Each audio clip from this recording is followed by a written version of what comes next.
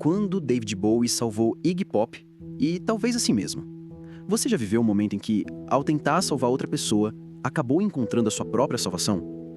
David Bowie viveu, mas não nos palcos, nem sob holofotes. Foi no silêncio, longe de Londres, longe de Los Angeles, num apartamento simples, em uma cidade fria, acinzentada, dividida por um muro. Berlim. Esta é a história real e quase esquecida de como David Bowie resgatou Iggy Pop do fundo do poço. E como, nesse processo, ele reencontrou a própria identidade. Uma história sobre amizade, vício, redenção e silêncio. 1973. Bowie estava no auge. Ziggy Stardust era um fenômeno. Um alienígena do rock, andrógeno, performático, delirante. Mas havia um problema. Ziggy estava tomando conta de David. Em seus próprios relatos, Bowie dizia que já não sabia onde ele terminava e onde Ziggy começava. A linha se confundia e a fama, ao invés de iluminar, o cegava. Ele estava esgotado, frágil, paranoico, cheirava cocaína com frequência industrial, dormia pouco, comia menos ainda. Na noite em que matou Ziggy nos palcos, ninguém sabia que aquilo não era apenas o fim de uma turnê, era o início de um colapso pessoal. Nos anos seguintes, Bowie se mudou para os Estados Unidos em busca de novos ares, mas foi como trocar um buraco escuro por outro ainda mais profundo. Em Los Angeles, mergulhou de vez na cocaína.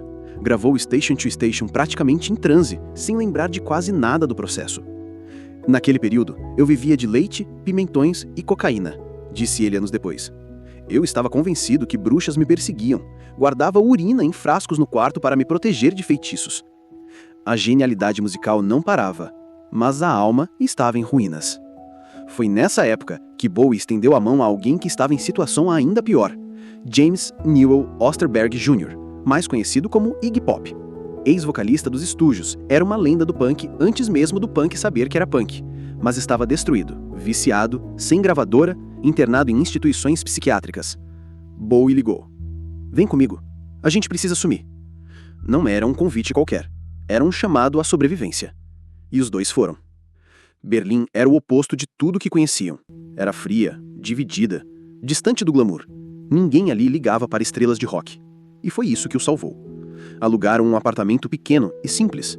Andavam de metrô, iam ao mercado, cozinhavam em casa. O mundo lá fora era concreto e fumaça. O mundo interior começava a respirar de novo. Bowie disse mais tarde: em Berlim, pela primeira vez em anos, eu consegui ficar em silêncio. Bowie e Iggy criaram uma rotina. Longas caminhadas, pintura, filmes expressionistas alemães, tarde após tarde no estúdio Hansa, perto do Muro de Berlim. Dessa fase nasceram 3 álbuns revolucionários de Bowie: Low, Heroes e Lodger, a trilogia de Berlim. Mas Bowie não estava só preocupado com sua arte. Ele produziu 2 álbuns inteiros para o Iggy Pop, The Idiot e Lust for Life. Não por contrato, não por dinheiro, mas por amizade. Ele estava literalmente reconstruindo o amigo. Iggy mais tarde diria: se não fosse o David, eu não estaria aqui. Eu estaria morto ou em algum hospital até hoje. E ele sabia que Bowie não precisava estar ali. Poderia estar em Nova York, Paris, vivendo como estrela. Mas Bowie escolheu Berlim, escolheu o silêncio, escolheu o amigo. Uma das imagens mais poderosas dessa fase não está em show nenhum. Certa noite, Bowie e Iggy voltavam do estúdio e pegaram um ônibus. No meio do caminho, Iggy começou a cantarolar algo baixinho, quase inconsciente.